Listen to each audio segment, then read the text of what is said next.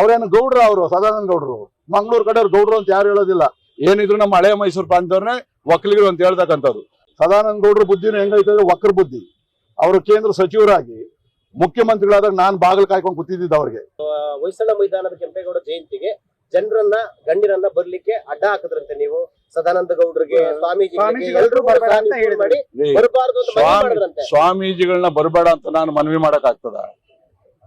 CM ಅನ್ನು ಬರಬೇಡ ಅಂತ ಹೇಳಿ ನಾನು ಮನವಿ ಮಾಡಕ್ ಆಗ್ತದ? ಸದಾನಂದ ಗೌಡ್ರಿಗೆ ಹೇಳಿದ್ದೀನಿ ನಾನು, ನೀವು ಒಬ್ಬ ಬಿಜೆಪಿ ನಾಯಕರಾಗಿ ಕಾಂಗ್ರೆಸ್ ಮೀಟಿಂಗ್ಗೆ ನೀವ್ ಹೆಂಗ್ ಹೋಗ್ತೀರಿ ಅಂತ ಹೇಳಿ. ಅವ್ರ ಬುದ್ಧಿನೂ ಅದೇನೆ. ಸದಾನಂದ ಗೌಡ್ರ ಬುದ್ಧಿನೂ ಹೆಂಗೈತೆ ಅಂದ್ರೆ ವಕ್ರ ಬುದ್ಧಿ.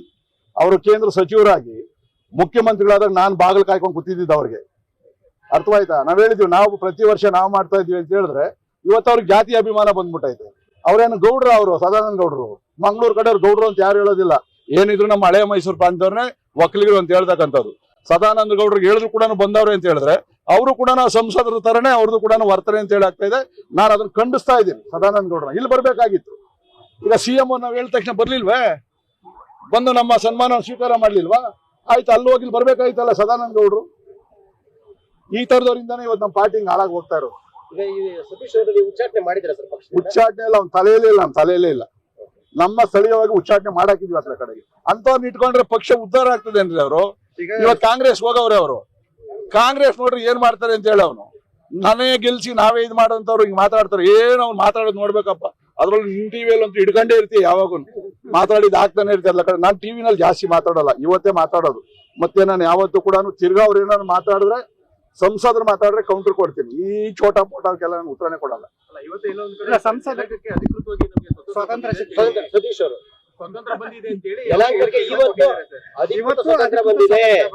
ಮುಕ್ತಿ ಸಿಕ್ಕಿದೆ, ಸರ್ವಾಧಿಕಾರದಿಂದ ನಮಗೆ ಮುಕ್ತಿ ಸಿಕ್ಕಿದೆ ಅಪ್ಪ. ಈಗ ಜನ ಯಾರ ಜೊತೆಲಿದ್ರು ಯಾರು ಮುಕ್ತಿ ಸಿಕ್ಕಿರೋದು? ನಮಗೆ ಅವರಿಂದ ಮುಕ್ತಿ ಸಿಕ್ಕಿದೆ. ಪಕ್ಷ ಸ್ವಚ್ಛವಾಗಿದೆ.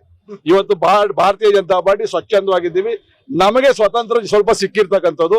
ಅಂತ ಕಾಂಜಿ ಪಿಂಜಿ ಅವ್ರು ಏನಿರ್ತಾರಲ್ಲ, ಆ ತರ ಬಹಳ ಜನ ಕೆಲವರು ಹೋಗ್ತಾರೆ. ಹೋಗೋದಕ್ಕೆ ನಮ್ದೇನು ಅಭ್ಯಂತರ? ನಾವೇ ಹೋಗುವಂತ ಇದೀವಲ್ಲ. ತಿರ್ಗಾ ಕಾಂಗ್ರೆಸ್ ಅವ್ರ ಜೊತೆ ಕೂತ್ಕೊಂಡು ತಿರ್ಗಾ ಬಿಜೆಪಿ ಅಂತ ಯಾಕೆ ಹೇಳ್ತೇನೆ ನೀನು? ಒಟ್ಬಿಡು, ನೀನ್ ಗೆಲ್ಸಿದ್ವಿ, ನಮ್ ಋಣ ಮುಗೀತದ್ಲ ಕಡೆಗೆ. ಅಲ್ಲಿ ಹೋಗಿ ಜನಗಳ ಸೇವೆ ಮಾಡು. ಯಾವುದೇ ಫ್ಲೆಕ್ಸ್ಗಳಲ್ಲಿ 3 ಜನ ಮಾತ್ರ ಇರ್ತಾರೆ, ಶಾಸಕರು, ಧರ್ಮಪತ್ನಿ ಮತ್ತು ಮಗ. ಕುಟುಂಬದ ರಾಜಕಾರಣಕ್ಕೆ ನಾವೇನು ಬಿಟ್ಕೊಟ್ಟಿಲ್ಲ. ನಾನು ಅವ್ರ ಮನೆಯವ್ರ ಫೋಟೋ ಹಾಕಣಕ್ ಆಗ್ತದೇನಪ್ಪ? ನಮ್ಮ ಮನೆಯವ್ರ ಫೋಟೋ ನಾನು ಹಾಕಣಕ್ ಆಗ್ತದೆ?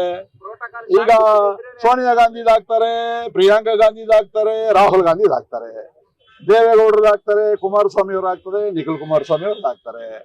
ಅರ್ಥವಾಯ್ತೇನಪ್ಪ? ನಿಂದ ಹಾಕ್ತೀಯಾ, ನಿಮ್ಮ ಅಣ್ಣಂದ ಹಾಕ್ತೀಯಾ, ನಿನ್ ತಮ್ಮಂದ ಹಾಕ್ತೀಯಾ? ಹಾಕಿಲ್ವಲ್ಲಿ ಭಾರತ ಸಂಘದಲ್ಲಿ ಪಾರ್ಟಿಗೆ ನಮ್ಮ ಮನೆಯವ್ರು ಏನ್ ಕೆಲಸ ಮಾಡ್ತಾ ಇಲ್ವಾ? ನನ್ನ ಮಗ ಕೆಲಸ ಮಾಡ್ತಾ ಇಲ್ವಾ? ಅವ್ರ ಅಭಿಮಾನದಲ್ಲಿ ಹಾಕಂತಾರೆ. ನಾನೇನ್ ಹಾಕೋಣಕ್ಕೆ ಐತಾ ಅದ್ಲ ಕಡೆಗೆ. ಬಿಜೆಪಿ ಅವ್ರ ತಾತನ ಮನೆ ಆಸ್ತಿನ ಅಂತ ಹೇಳ್ತಾರೆ. ನನ್ನ ತಾತನ ಮನೆ ಅಂತ ಆಸ್ತಿ ಹೇಳ್ದ ನಾನು? ನಮ್ಮ ಪೂರ್ವಜರ ಆಸ್ತಿನ ಇದ? ಬಿಡ್ರಿ, ಅವ್ನ್ ಯಾಕೆ ಹೇಳ್ತೀರಾ? ನೀವು ಬರೀ ಅದನ್ನೇ ಮಾತಾಡ್ತೀರ. ನಾವು ಅವ್ನ ಹೈಲೈಟ್ ಮಾಡ್ಬಿಟ್ಟಿದೀವಿ ಅದ್ಲ ಕಡೆಗೆ. ಅವನು ಏನೂ ಇಲ್ಲ.